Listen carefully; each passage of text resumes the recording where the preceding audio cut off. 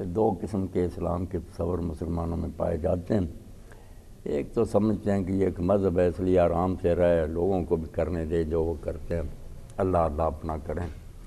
کوئی گلے پڑ جائے تو چلو اپنی جان چھڑانے کے لیے دفاع کر لے۔ دوسرے جو کہتے ہیں کہ نہیں، یہ اس قسم کا پوجا پاٹ کا مذہب نہیں، یہ ایک نیوز ورلڈ آرڈر ہے، پوری دنیا کی بھلائی کے لیے اس کے پاس کچھ اصول ہیں، مسلمانوں کافروں سب کے لیے، آخرت کی باتیں جو ہے نا وہ الگ ہیں، اس میں یہ لوگوں کو آزاد چھوڑ دیتا کہ اگر کوئی نہیں اس کے عقائد کو مانا چاہے نہ مانے، نہیں جنت جانا چاہتا، اس سطح پر وہ بلند نہیں ہونا چاہتا کہ ایمان لائے، تو کم از کم جو انسانیت کی سطح ہے کہ سارے لوگ آدم علیہ السلام کی اولاد ہیں، اللہ کی مخلوق ہیں، مساوی حقوق ہوں، قانون کی نگاہ میں سب برابر ہوں، حکمران سے لے کر ادنا تک، اور ہر شخص جو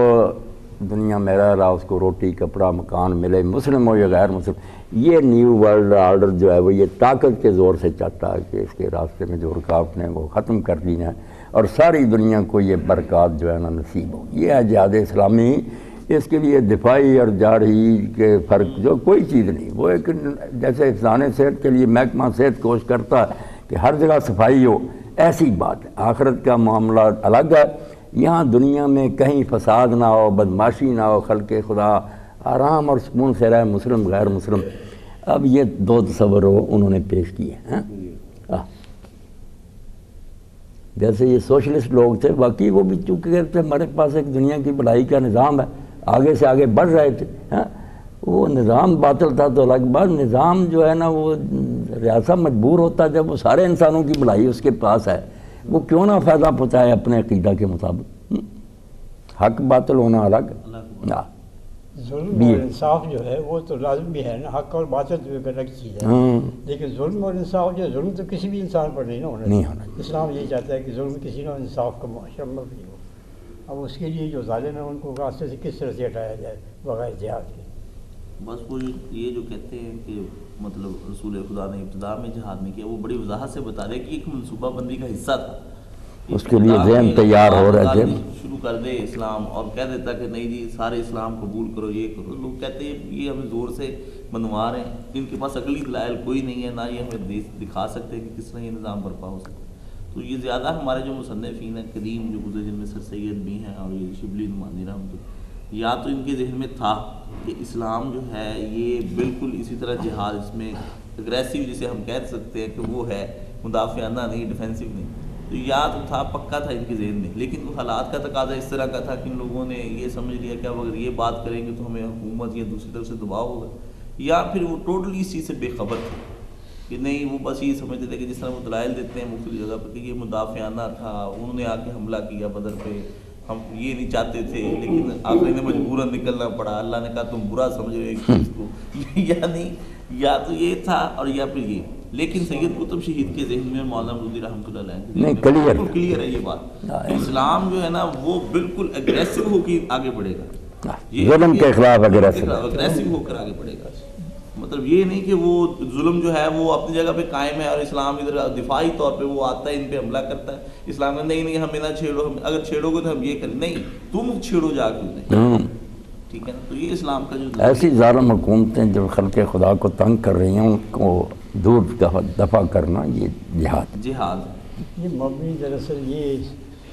شبلی نعمانی اور تحقیق الجہاد کے مصنف چراغ علی جو ہے نا، یہ اس دور کے مصنفین ہیں جب کہ یہاں ایک طرف مستشرقین اور دوسری طرف پادری، تین چار جو ہے نا وہ اسلام کے بارے میں بڑی تکرار کے ساتھ اس بات کا کر رہے تھے، ایک یہ غلامی کے مسئلے پر، ایک تعدد ازدواج کے مسئلے پر اور دوسرے جہاد کے مسئلے پر۔ اسی لیے اس کو جو ہے نا ان کو مدافعانہ یہ صورت اختیار کرنی پڑی، ورنہ تحقیق الجہاد کے مصنف کو بڑے صاحب علم آدمی ہے، وہ معمولی آدمی نہیں ہے، بہت عالم آدمی ہے، اور وہ ایسے ایسے نقطے پیدا کرتا ہے کہ بعد والے بھی ان نقطوں سے فائدہ اٹھائے، ہم بھی اٹھاتے ہیں ان سے فائدہ، لیکن یہ ہے کہ اس وقت جو جلغار تھی نا ان کی، اور پھر یہ ہے کہ ادھر سید احمد شہید مرحوم رحمۃ اللہ علیہ کی تحریک جو تھی اس سے بھی ایک جہاد کا تصور تھا نا کہ انہوں نے جہاد کیا، اور انگریزوں کو یہ خدشہ تھا کہ پھر وہ نہ اٹھے، چنانچہ کالا پانی میں کسی کو بھیجا، کسی کو پھانسی پہ تختے پہ لٹکایا، کسی کو کچھ کیا، تو اسی لیے پھر ہنٹر نے یہ اپنا ایک نظریہ قائم کیا نا اپنی کتاب میں، وہ کہتا ہے کہ مسلمان کسی सब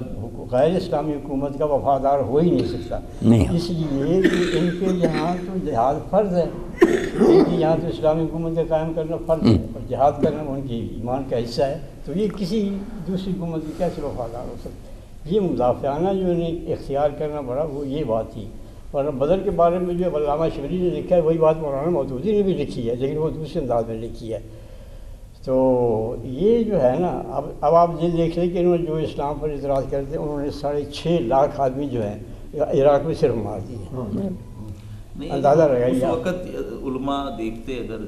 سارا جیسے شبلی نعمانی اور سر سید اگر دیکھتے نا کہ وہ اعتراض کر رہے ہیں بار بار اسلام میں جہاد یہ ہے کہ تو بہت خون خرابہ ہوتا ہے فساد، وہ دیکھتے کہ انگریز جو کام کر رہے تھے 1857 میں جنہوں نے کیا وہ بھی ایک نظام ہی لا رہے تھے نا، اس نظام کے لیے انہوں نے جسے چاہ قتل کر دیا، جسے چاہ پھانسی پہ سختی کی، سختی، یعنی جو کوئی بھی کسی سسٹم کے لیے آگے بڑھتا ہے وہ سختی کرتا ہے۔ حکیم صاحب کا منشا یہ کہ وہ انگریز تو اس وقت آ گیا غالب، مجبوری ہوگی، ان کے پاس حکومت تھی، یہ بیچارے سب کو یہی جواب تھا کہ بھائی تم لوگ حکومت جاتی رہی، بے بس ہو گئے۔ اسی طرز پہ آ رہی جس طرز پہ ہمیں روکا جا رہا ہے کہ آپ اپنا نظام بپا نہ کریں، ہم کریں گے۔ نہیں، انگریز کے پاس تو سسٹم تھا ہی کوئی، وہ صرف لوٹ مار تھا ان کا سسٹم، کہ اس ملک کے اندر جو دولت ہے اس کو اپنے ملک کے اندر لے جاؤ، یہ تھا۔ ورنہ دیکھیے مغل ہے، یہاں ہے، افغان ہے، یہاں ہے، ترک ہے، یہاں ہے، وہ یہیں رہ گئے، یہیں بس گئے۔ لیکن یہ جو ہے سب کچھ سمیٹ کے یہاں سے گھر ان کا وہی تھا، لیکن یہاں یہ لوٹنے کے لیے۔ حکمران جو ہے نا وہ دوسروں کو یہ ہمیشہ تانا دیتے ہیں کہ ان کے پاس کوئی پروگرام نہیں، یہ اقتدار کے بھوکے ہیں، تو ان سے پوچھے بھی آپ کیا ہیں؟ بالکل یہی ہے کہ جو تم خود کر رہے ہو وہ کیا کر رہے ہو، اعتراض دوسروں پر کر رہے ہو، اسی بات سے انہوں نے آپ اقتدار سے چمٹے ہوئے چھوڑنا نہیں چاہتے، دوسرا اگر نیک لوگوں کے لیے کوشش کرتا اس کو تانا دے۔ یعنی مسلمانوں کے ساتھ جو انہوں نے اس میں بغاوت 1857 کے لیے سلوک کیا ہے کہ وہ تختہ دار جو تھے وہ ان کے پاس نہیں تھے، درخت کے ساتھ لٹکا کے مسلمان پھانسی پہ لٹکائے، اتنے مسلمان تھے، 20,000 تو یہ جو ہے یہ کہتے ہیں کہ یہ جہاد ہے۔ جہاد فیس میں وہی آدمی پڑھ لے نا، وہ سید قطب رحمۃ اللہ علیہ بھی لکھا، مولانا مودودی صاحب بھی لکھا، عقل کی بات بھی ہے کہ اگر آپ اپنی حکومت نہیں بنائیں گے دوسری ہوگی، اس کے ذریعے سے آپ کا دائرہ دن دن سمٹتا ہی جائے گا نا، کیا ہوگا؟ کسی نے تو حکومت کرنی ہے، آپ آرام سے گھر بیٹھے رہیں، دوسرا کرے گا، تو بجائے اس کے کہ برے مسلط رہے اپنی مرضی کی باتیں کریں۔ سب سے زیادہ کہ سب حیرت ہوئی، میں نے دیکھا بچے کے پاس تھی مقالات شبلی، میں نے اس میں پڑھا مقالات شبلی۔ اچھا، وہ شبلی صاحب نے نا اس دور میں لکھے تو یہ بھی کہتے ہیں کہ اسلام کہتا ہے کہ اگر حکمران مسلط ہو جائیں نا، بے شک وہ کافر ہو غیر مسلمان، ان کی اطاعت بھی کرنی چاہیے۔ اس میں حوالہ دیا کہ در مختار میں لکھا کہ حکمران جان کفار ان کی اتباع کرو۔ میں حیران رہ گیا کہ صاحب در مختار نے ایسا کیوں لکھنا؟ چلو مجبوری، ہم کچھ نہیں کر سکتے، یہ کیوں؟ نکال کر دیکھا، بات ہی الگ تھی۔ حیرت ہوئی کہ شبلی صاحب نے یار یہ کیا کیا؟ بات تھی کہ اگر کفار مسلمانوں کے علاقے پر حملہ کریں، ان کا مال لوٹ لے جائیں، تو جب تک وہ دارالکفر میں داخل نہیں نہ ہوتے مسلمان ان کا پیچھا کریں۔ پیچھا کرنے کا معنی تھا اتباع، اور جب وہ اپنے علاقے میں چلے جائیں پھر خواہ بخواہ وہاں گھسنے کی ضرورت نہیں۔ بات خوش تھی کہ لوٹ کر لے جائیں نا مسلمانوں کا مال، تو وہاں تک وہ مسلمان کوشش کریں کہ دارالکفر میں داخل ہونے سے پہلے چھڑا لیں۔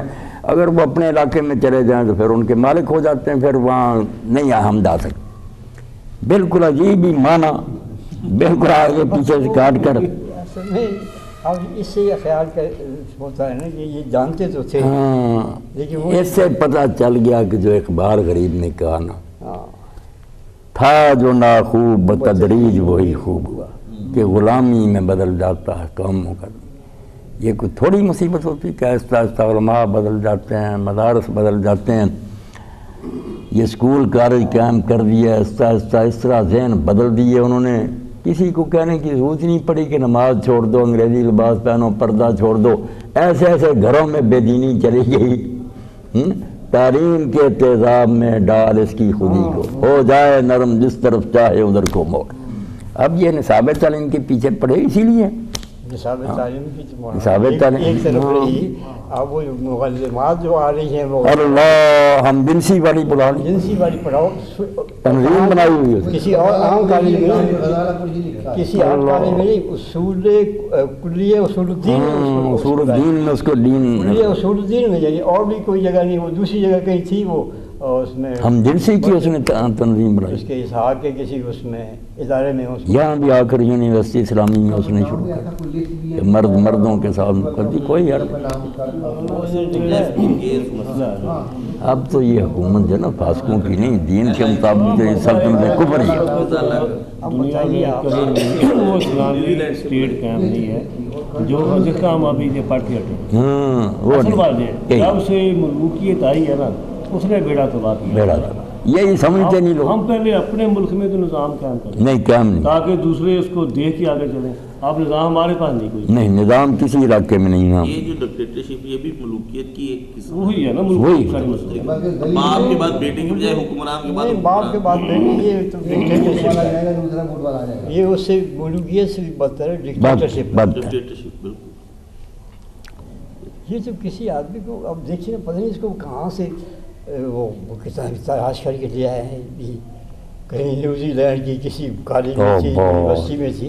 کہاں سے یہ دنیا میں ڈھونڈتے پھرتے، وہ مقناطیس جیسے لوہے کو کھینچ لیتا ہے نا، انہوں نے اسی طرح سے اس کو کھینچ کے یہاں سے لیا ہے۔ اب سرکاری وظیفہ پر گئے ہوئے نا ہمایوں عباس میرے دوست تھی وہاں گلاسکو میں، تو ان کا تھا کہ ہمارے آنا ایک ایرانی عالمینی جنہوں آئے، انہوں نے اسلام پر لیکچر دیا، بہت اچھا دیا اسلام کا نظام عدل، تو بعد میں عورت تھی ان کی وہاں بھی نگران مسلمان،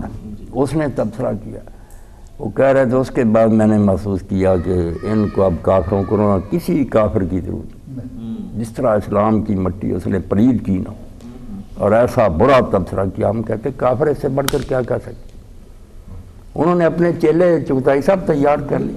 نام مسلمانوں جیسے ہی کافروں سے بدتر، ملحد ہیں، دہری دنیا میں مشہور اس بات کے لیے ہومو سیکشولیٹی کے لیے، اللہ اس کی مبلغ ہے، یہ نہیں کہ مرتکب ہے، مبلغ ہے۔ اب تنظیم ہے، امام صدیقی صاحب نے پورا وہ ایڈریس سارا اس تنظیم اور سارا لٹریچر اور کہا، اس سے بات اس نے کہا باقی میرے نظریہ یہی، میں مانتی ہوں کہ ہم جنسی ٹھیک، کوئی برائی نہیں ہے، اب ان کو کیسے روکیں گے؟ اور بڑا شکریہ اس نے ادا کیا کہ میں خوش ہوں، پرویز مشرف صاحب نے میرے ساتھ بڑا تعاون کیا، اور اس کو ڈپٹی ڈین مقرر کر دیا ہے وہاں۔ اللہ لڑکیوں نے بیچاری نے بھیجے ہیں پلندے، وہ کہتا میں پڑھ ہی نہیں سکتا شرم سے، جو شرمناک یہ کہ اصول کلیہ اصول دین نے اس کو لگایا، کسی عام آرٹ کالج میں نہیں جس میں یہ تمیز نہیں ہوتی کہ کیا پڑھانا ہے، ایک سبجیکٹ اور کوئی ہوتا ہے۔ یہ دوسری تو یہی ہے نا کہ سارے ذرائع ابلاغ اب ان کے ہاتھ میں، ان کے ہاتھ، جتنی مذہبی تنظیمیں ہیں انہوں نے کسی کا بھی اپنا کوئی خاص مل کے ایک چینل بنا لیں، تو آدھا گھنٹہ ایک دوسرے کو دے دیا کرے، لے لیا کرے، ایک ہی وقت میں ایک چینل کچھ بتا رہا ہے، دوسرا کچھ بتا رہا ہے، تیسرا کچھ بتا رہا ہے، یعنی ان کے ہزاروں چینلز ہیں اور ان پہ ورک کر رہے ہیں مل کے۔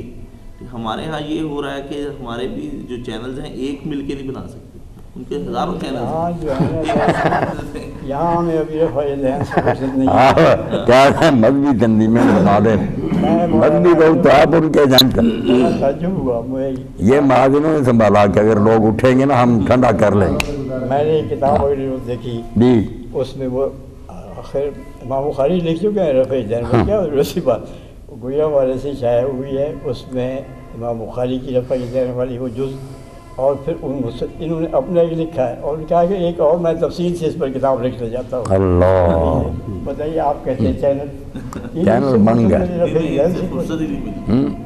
اب بتائیے آج بھی یہ احساس نہیں ہے کہ گھر کی تو بنیادیں کھود رہے ہیں، اور آپ دیکھ رہے ہیں کہ رنگ لوگن جو ہے یہ اوپر سے نہیں کاشف بیٹا یہ وہی ہے، ملا کو جو ہے ہند میں سجدے کی اجازت، نادان یہ سمجھتا ہے اسلام ہے، اصل بات یہ کہتا ہے انگریز کیا کہتے ہیں، نمازیں پڑھتے ہیں ہم لوگ، حج کرتے ہیں، انہوں نے جو سبق پڑھا ہوا تھا نا، اللہ انگریز نے اپنی ایک بڑی منصوبہ بندی کے ساتھ کیا ہے، سید احمد شہید رحمۃ اللہ علیہ کی تحریک کے بعد یہ سب سے زیادہ وارث جو حدیث سے نا ان کے، اللہ وہ جو تھے اپنا محمد حسین بٹالوی، ان کو بجائے اس کے کہ انہوں نے بھی وہ تھک گئے تھے نا، پیچھے لگے ہوئے تھے انگریزوں کے، ان سے کتاب لکھا ہے الاقتصاد، آپ کے الاقتصاد فی مسائل الاجتہاد، جہاد، لکھا ہے جس میں جہاز جو ہے اس حالت میں تو ہے ہی نہیں، اور ان کو پھر لگا دیا اس کے پیچھے رفع ذہن کی، آج تک پھر اس سے جان نہیں چھوٹی ہوتی، جس کو یعنی گروہ کا کام جہاد تھا کفار کے خلاف، وہ جتنی کتابیں آپ دیکھ لیں ان کی وہ یہ جلوسیں ہیں، مقلد اور غیر مقلد، اور اسی چکر میں پڑے بس انہوں نے جب وہ عراق میں کون تھی سب کو انہوں نے دعا کر دیا، 6.5 لاکھ جو آدمی مارے گئے، حدیث ہے یا حنفی ہے یا شافعی ہے یا کون ہے، اب پوری حکمت عملی تیار ہوگی ان کی ایران پر بھی حملہ کے لیے، اللہ رحم فرمائے، باری باری اب پھر شام پھر پاکستان کا نام آیا ہے۔ ڈاکٹر صاحب آپ بھی کچھ فرمائیں نا، ہم ہی نہ باتیں کرتے رہے، کچھ کہا بھی کریں۔ الوہیت کی کیسی تشریح کی ہے کہ لا الہ الا اللہ پڑھتے رہتے ہو، الہ سمجھتے بھی ہو، جس کا حکم چلے وہ الہ ہوتا، صرف پوجا ہی نہیں، بس جو حکم دے اور لوگ اس کو مانتے جائیں وہ خدا ہے، اور یہ سب اس کے بندے، یہ بھی شرک ہے، تحاکم الی الطاغوت۔ یہ تو ہے لارڈ براؤن اس نے کہا کہ اب مسلمانوں کی وہی حالت ہے جو اسلام میں ذمیوں کی تھی، لکھا ہے پراسپیکٹ آف اسلام میں کہ اب وہی حالت ہے جو ذمیوں کی تھی اسلام میں، اور اسی درجے پر ہم پہنچے، کفار حکمران ہم ان کے ذمی، ہماری جان ان کی مہربانی سے بچی ہوئی، نہیں کفار زمین سے بدتر ہے، بدتر ہے، ذمیوں کو تو بہت اچھے حقوق آتے ہیں، زمیوں کو اس پر تو مجبور نہیں نہ کرتے تھے کہ وہ اپنے انجیل کی بجائے قرآن مجید پڑھا ہوا، یہ تو مسلمان کسی کو مجبور نہیں کرتے کہ انجیل پڑھو، لیکن یہاں تو یہ ہے کہ وہ کہتے ہیں قرآن کو نکالو تم، نہیں اس نے لکھا ہے نا کہ ہم نے صرف ان کی دیوانی اور فوجداری بدلے تھے قوانین، اور پرسنل لے لیے تھے، اب ترکی نے کیا کیا، اس نے حوالہ دیا ترکی، اب جو 3 شرائط آئی ہیں نا امداد دینے کی، اس میں ایک شرط یہ ہے کہ یہ مدارس بند کرو، توبہ توبہ، یہ ہے یہ مدارس یہاں کا اللہ ان کو پتھر مسلم پتلا لا رہے لیا تھا، یہ تو انہوں نے سارے باقی کے باقی سب کچھ اب لینا وہ ہماری تکلیف۔ اچھا آگے کیا مضمون؟ یہ ہے لا الہ الا اللہ اسلام کا نظام حیات، یہ ماسٹر بشیر صاحب کافی دیر بعد آئے ہیں، یہ ہفتے جلدی آئیں گے یا آپ پڑھیں گے انشاءاللہ؟ چلو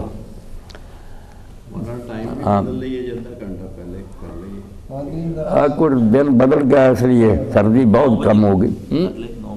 15 منٹ تو پہلے آپ 15 منٹ کا 9:15 9:15 ٹھیک ہے، 9:15 ہو جائے، آہستہ أنه سمع رسول الله صلى الله عليه وسلم يقول 3 أقسم عليهن وأحدثكم حديثا فاحفظوه ما نقص مال عبد من صدقة ولا ظلم عبد مظلمة صبر عليها إلا زاده الله عزا ولا فتح عبد باب مسألة إلا فتح الله عليه باب فقر أو كلمة نحو وأحدثكم حديثا فاحفظوه قال إنما الدنيا ل4 نفر عبد رزقه الله مالا وعلما فهو يتقي فيه ربه ويصل فيه رحمه ويعلم لله فيه حقا فهذا بأفضل المنازل وعبد رزقه الله علما ولم يرزقه مالا فهو الصادق نيته يقول لو أن لي مالا لعملت بعمل فلان فهو نيته فأجرهما سواء وعبد رزقه الله مالا ولم يرزقه علما فهو يخبط في ماله بغير علم لا يتقي فيه ربه ولا يصل فيه رحمه ولا يعلم لله فيه حقا فهذا بأخبث المنازل وعبد لم يرزقه الله مالا ولا علما فهو يقول لو أن لي مالا لعملت فيه بفلان بعمل فلان فهو نيته فوزرهما سواء رواہ ترمذی، یہ ترمذی نے اپنی کتاب سنن ترمذی میں اس حدیث کو روایت کیا ہے اور یہ کہا ہے کہ حدیث حسن صحیح۔ حضرت ابی کبشہ رضی اللہ تعالیٰ عنہ نبی کریم صلی اللہ علیہ وسلم سے کہتے ہیں کہ میں نے آپ کو یہ ارشاد فرماتے سنا کہ 3 چیزوں کی میں ان پر قسم کرتا ہوں اور تمہیں ایک بات کہتا ہوں اس کو تم یاد رکھو، فاحفظوہ، اس کی حفاظت کرو، اس کو یاد رکھو۔ ما نقص مال عبد من صدقۃ، کہ صدقہ دینے سے، اللہ کی راہ میں مال خرچ کرنے سے مال کم نہیں ہوتا، اللہ تعالیٰ اس میں برکت دے دیتا ہے، اس میں اس کا دل جو ہے اس میں کوئی فرق نہیں، یہ سوچتا ہی نہیں ہے کہ یہ جو ہے میرے مال میں کمی ہو گئی ہے، بلکہ وہ صدقہ جو ہے اس کے لیے برکت باعث بنتا ہے، اور یہ سمجھتا ہے کہ جو